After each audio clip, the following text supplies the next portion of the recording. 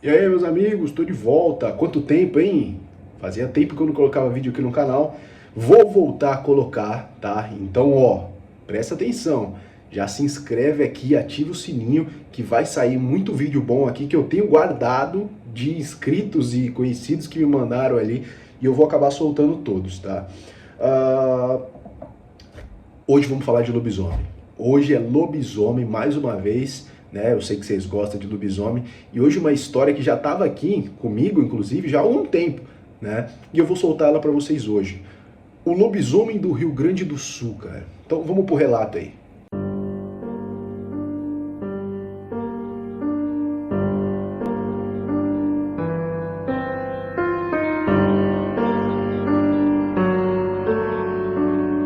O inscrito que me mandou, ele se chama Christian. E ele mora, até hoje, na mesma cidade, no mesmo condomínio que ele contou esse relato, que aconteceu o avistamento desse lobisomem. Né? Segundo ele, ele ficou muito tempo sem sair de casa, sem ir à noite, sem passear, sem brincar com a galera lá de noite, que geralmente a molecada ficava lá à noite jogando bola na quadra, brincando lá nesse mesmo parquinho que ele ficava lá, trocando ideia, conversando, jogando conversa fora. Ele ficou muito tempo sem fazer isso, segundo ele ali. Ele ficou apavorado com o que ele viu, né? Vamos pro relato então? Pega aí alguma coisa para comer, vamos nesse sábado, né, sabadão, o pessoal aí tranquilo, não tem escola, algumas pessoas não trabalham e tal, então já vai pegando isso aí, seja a hora que você vai assistir, o dia que você for assistir, já pega alguma coisa para comer aí, para beber, pra gente entrar aí no relato, tá? O que acontece? O Christian falou para mim que já bastante, uns anos atrás, mais ou menos uns 10 anos atrás, né, os pais dele precisaram sair tinha um compromisso ali de casamento, e esse compromisso de casamento já estava marcado há muito tempo, né? Eles não podiam desmarcar, porque eles eram os padrinhos do casamento, né? Tinham comprado ali os presentes e tudo mais, né? Só que esse dia, especificamente, o Christian, ele ficou doente, ele pegou uma gripe muito forte e ele não podia ir no casamento, porque ele estava bem assim, debilitado, não conseguia fazer esforço nem nada, então ele precisava ficar em casa. E foi assim que foi feito, né? Os pais deles chegaram para ele e falaram: ó, filho, você vai ficar em casa hoje e enquanto a gente vai sair, a gente vai pro casamento, lá por mais ou menos uma meia-noite, meia-noite e meia, já termina lá a cerimônia, a festividades, a gente traz alguma coisa para você comer e fica tudo certo, tá? Se você dormir aí não tem problema, a gente chega tranquilamente, né? E o que acontece? Ele só balançou a cabeça, ficou chateado, né? Porque ele queria ir, segundo ele estava querendo comer ali os docinhos da festa, comer os salgadinhos da festa. Ele ficou meio chateado e falou assim: ah, tá bom, tudo bem. Ele tinha um videogame lá, né? Um videogame portátil, sabe aqueles videogame portátil, PSP? Ele falou pra mim que ele tinha esse videogame. E ele ficou ali tranquilo no sofá jogando e tal. Beleza, deu umas 6 e alguma coisa, os pais dele saíram, né? Falaram assim: ó, filho, seguinte, a gente vai sair agora, mas porque você tá doente, não pode fazer tanto esforço assim, fica em casa, tá? Não sai não, se a garotada te chamar ali pra ficar do lado de fora, não vai, você vai pegar sereno, aquela história toda. Ele falou, ele só balançou a cabeça, né? Diz ele que só balançou, só acenou. Nem falou que sim, nem que não, só acenou com a cabeça assim, só, beleza, né? Tá bom. Aí os pais dele saíram, beleza. Ele ficou lá jogando um tempinho, ficou assistindo TV, né?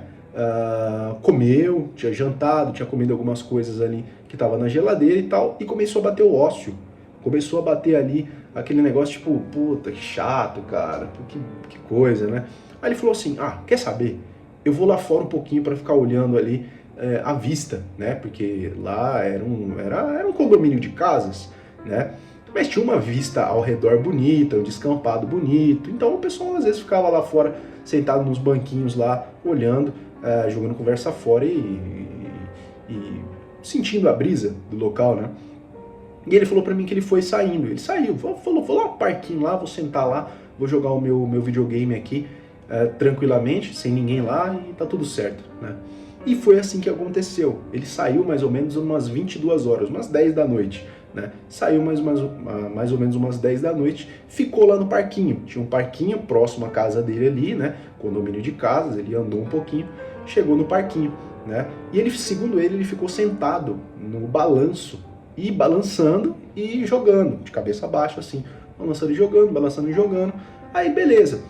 Chegou um dado momento que ele se sentiu observado. Sabe quando você se sente que está sendo observado? Você está num lugar assim, você se sente, tem alguma coisa, é meio inconsciente, eu acho que muita gente já sentiu isso, né? Tem alguma coisa se aproximando, parece que tem alguma coisa se aproximando, você já fica meio alerta, né? Você fica, será que tem alguma coisa chegando atrás de mim? Será que é alguém que está chegando e tal? E ele falou assim que poderia ser uma outra pessoa que estava chegando ali, mas beleza, ele nem ligou, ele viu que estava sozinho, já era tarde da noite, o pessoal já estava tudo dentro de casa, né? E não tinha ninguém lá fora. Aí ele sentiu essa sensação esquisita que tinha alguém observando ele de longe, né? E ele com a cabeça baixa aqui. Um dado momento, na hora que ele subiu para verificar de novo, o cérebro dele pediu, ó, olha aí, olha ao redor para ver se tem alguém chegando. Ele olhou para cima, diz ele que de frente pro parquinho, de frente ali pro onde ele estava sentado, pro balanço, era um descampado com um muro, um muro, ele estava na parte mais alta, tinha um muro um pouco mais baixo, né? Um morrinho um pouco mais baixo, e atrás desse muro ficava um descampado com arbustos, com alguma coisa, e era muito grande, era meio que um horizonte assim, né? Só pelo muro, tinha um muro, e ele ficava na parte um pouco mais alta do parquinho.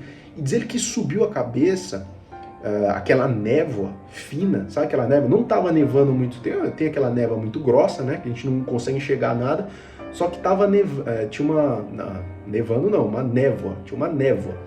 E era essa névoa meio fina, que você conseguia enxergar, só era uma fumacinha assim que você conseguia enxergar até relativamente longe.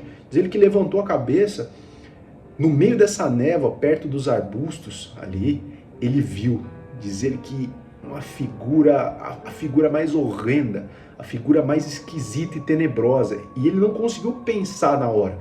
A cabeça dele deu uma pane na hora. Diz ele que ele não entendia o que era aquilo ali que estava acontecendo.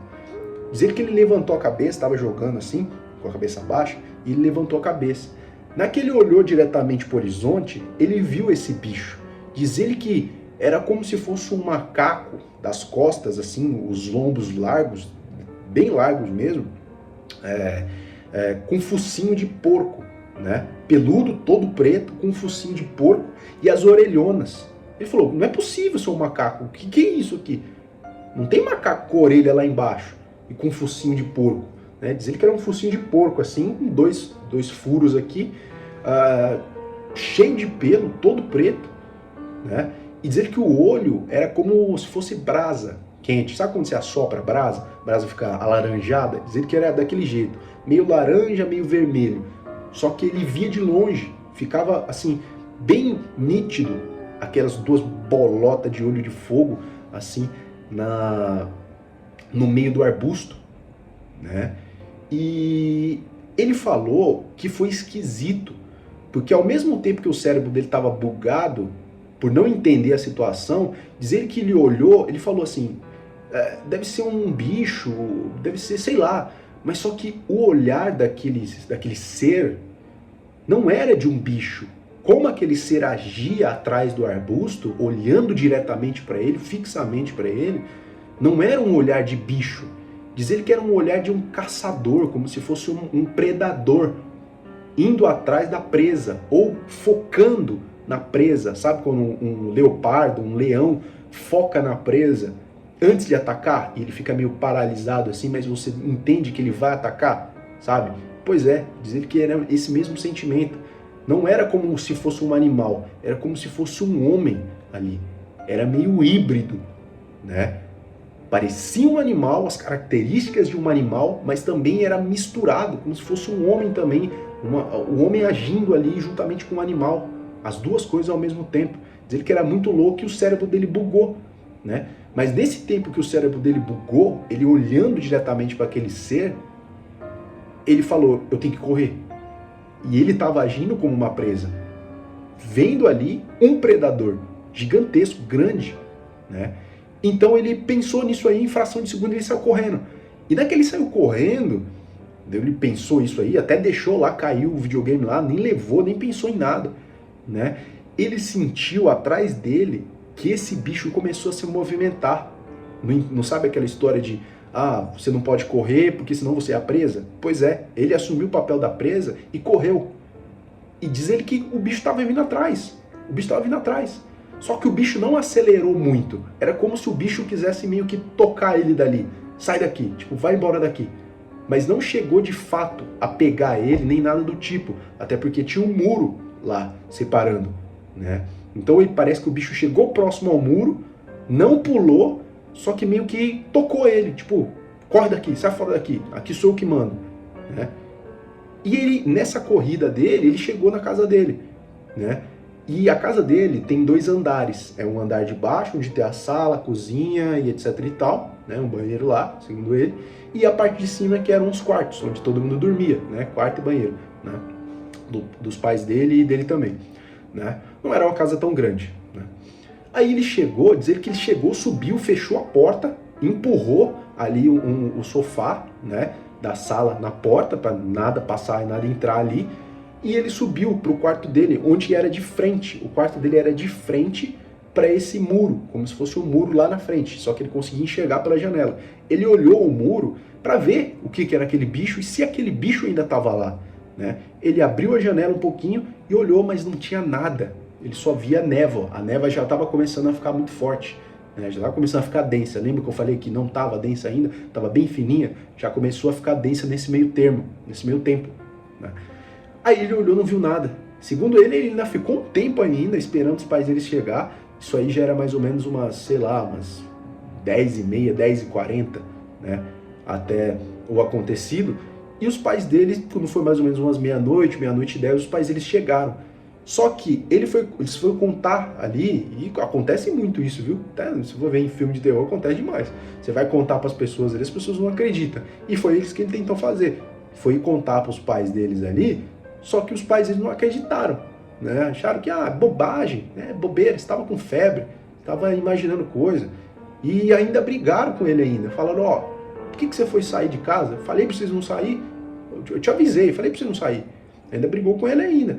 Ele falou, não, pai, eu vi um bicho assim, assim, assim, um bicho feio e tal. E diz ele que ficou traumatizado com isso, não conseguiu dormir um tempão pensando ali, ele tinha que fechar a janela e tal, o pai dele tinha que ir lá no quarto dele ali, ficou um tempão traumatizado com esse bicho que ele tinha visto ali, sonhou muito com esse bicho e tal, e foi isso que aconteceu, né? O lobisomem ali do Rio Grande do Sul.